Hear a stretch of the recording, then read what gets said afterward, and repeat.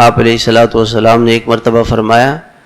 کہ الا اخبرکم باکبر الکبائر، بڑے گناہوں میں سے بھی بڑے گناہوں میں سے سب سے بڑے گناہ، اور اس میں آپ نے ایک گناہ یہ بتایا کہ ماں باپ کی نافرمانی کرنا، ماں باپ کا دل دکھانا، ان کا ستانا۔ اور میں نے ابھی ایک جگہ میں گیا ہوا تھا بات کرنے کے لیے گزشتہ ہفتے،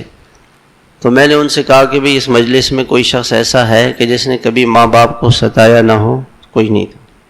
اور اگر ابھی میں پوچھ لوں تو میں بھی اسی کشتی کا سوار ہوں، ہم میں سے کوئی ایسا نہیں ہے جس نے کبھی اپنے ماں باپ کو نہ ستایا، بلکہ سب سے زیادہ ماں باپ ہی کو ستایا ہوگا، سب سے زیادہ اپنے ماں باپ کو ستایا، ان کے آنسو بہائے، ان کا دل دکھایا،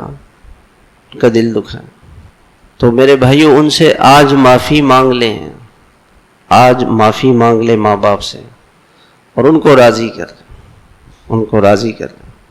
علامہ ابن حجر رحمۃ اللہ علیہ نے فتح میں،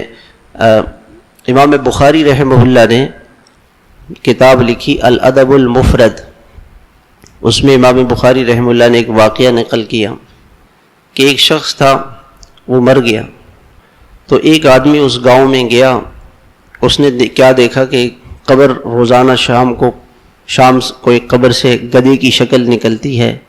اور گدھے کی طرح سے آوازیں نکالتی ہے اور پھر قبر میں چلی جاتی ہے۔ تو اس مسافر نے کہا کہ یہ کیا ماجرا ہے؟ تو لوگوں نے بتایا کہ یہ آدمی اپنی ماں اس کو نصیحت کرتی تھی تو یہ کہہ دیتا تھا الیاذ باللہ کہ تو گدھی کی طرح سے بولتی رہتی ہے۔ کہتے جب سے یہ مرا ہے اس دن سے یہ قبر سے نکلتا ہے روزانہ اور گدھے کی طرح سے یہ بن جاتا ہے، گدھے کی آوازیں نکال کے پھر قبر میں جاتا ہے۔